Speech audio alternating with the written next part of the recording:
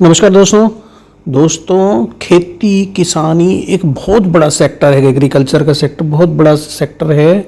इसके अंतर्गत खेती जो हमारी कृषि है, बागवानी है, पशुपालन है, फिशरीज है, ये सब आते हैं। और ये सेक्टर खेत में तो बहुत अच्छा काम करता है।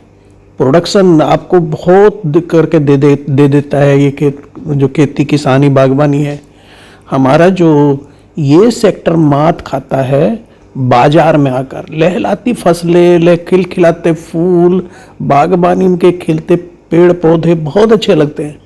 लेकिन जब ये इन खेती किसानी का उत्पाद हमारे बाजार में जाते हैं तो जो सम्मान बाकी चीज़ों को, बाकी सेक्टर को बाजार में मिलता है, वो खेती किसानी को, वो कृषि को नहीं मिल पाता है।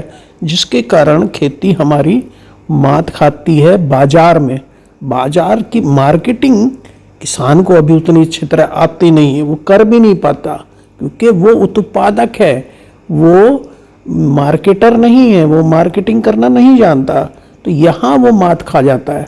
तो खेती किसानी जब बाजार में आती है, खेत हमारी कृषि उत्पाद जब बाजार में आते हैं तो खेती के बारे में मुझे एक गाने के कुछ बोल याद आते हैं। तो चलिए मैं आपको सुनवा देता हूँ। पतझड़ जो बाग उजाड़े, वो बाग बहार खिलाए। जो बाग बहार में उजड़े, उसे कौन खिलाए।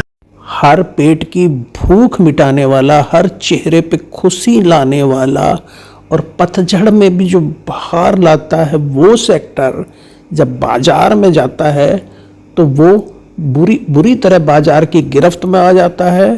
और इसकी तुलना आप अगर करके देखोगे ना, जब आज़ादी हमारी मिली और उसके बाद से आज तक की तुलना करोगे ना, तो आपको ज़मीन आसमान का अंतर दिखाई देगा कि खेती अब नॉन वायबल क्यों हो गई।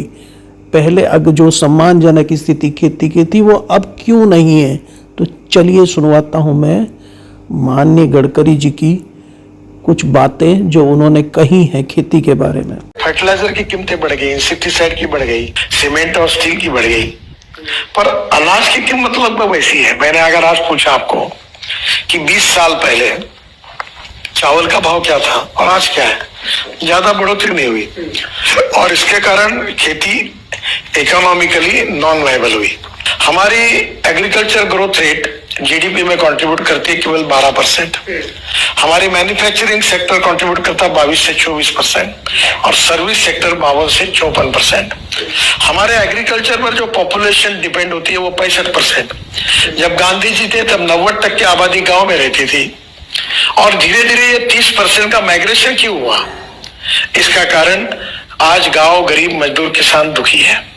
इसका कारण यह है कि जल, जमीन, जंगल और जानवर, रूरल, एग्रीकल्चर, ट्राइबल, ये जो इकोनॉमी है, यहाँ अच्छे रोड नहीं है, पीने के लिए शुद्ध पानी नहीं है, अच्छे अस्पताल नहीं है, अच्छी स्कूलें नहीं है, किसान के फसल को अच्छे भाव नहीं है। और ये जो सस्टेनेबल डेवलपमेंट जो होनी है हुई नहीं ऐसा नहीं, पर जिस प्रोपोर्शन में बाकी इसमें हुआ उतना नहीं हुआ। तो माननीय गडकरी जी ने कृषि के प्रभावित होने का पूरा श्रेय जो दिया ना, कारण जो दिया, मार्केट को दिया। उन्होंने तुलना करके बताया और बताया कि विकास तो हुआ, डेवलपमेंट तो हुआ, सस्टेनेबल डेवलपमेंट हुआ कि, लेकिन कृषि क्षेत्र में सस्टेनेबल डेवलपमेंट जो होना चाहिए था उतना नहीं हुआ। और देखिए, ये आज मैं ही नहीं कह रहा हूँ, किसान भी यही बात कहता है और ये पहले से कहता आया है। चलिए देखिए मैं सुनवा देता हूँ महेंद्र सिंह टिकैत जी की बहुत पहले जो बात उन्होंने कही थी। वर्ष 1967 में एक क्विंटल गेहूं बेचने के बाद 8.72 गट्टे सीमेंट के आ जाते और 6 रुपए फिर बेचे थे। 30,000 रुपए ईंट का भाव था गट्टे का बल का, तो 30 दूनी 60, मेरे अंदाजे में 2,500 ईंट आ जाती। एक क्विंटल गेहूं तो 2,500 ईंट आ जाती। 76 रुपए क्विंटल गेहूं का दाम और 225 रुपए का 12 ग्राम सोना, तो कितना गेहूं बेचना पड़ता था। तो मेरे अंदाजे में शायद 4 क्विंटल में 3.5 में चल जाता काम। आज कितना बेचना पड़े? तो बताओ इसमें क्या है ये बात, किसान कहाँ मरा? किसान मार दिया मार्केट ने। तो सुना आपने, किसान मार दिया मार्केट ने। खेती, हमारी बागबानी, ये पूरी तरह मार्केट के, बाजार के गिरफ्त में है।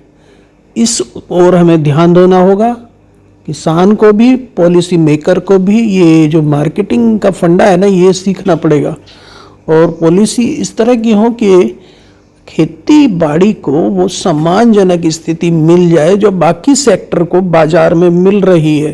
तो फिर जो हमारे खेतों में आप बाहर देखते हैं, वो हमारे किसानों के चेहरे पे भी, खेती बाड़ी में भी, मजदूरों के चेहरे पे भी वही बहार फिर से आ जाएगी। तो थैंक यू दोस्तों, नमस्कार। फिर मिलते हैं एक ऐसी वीडियो में।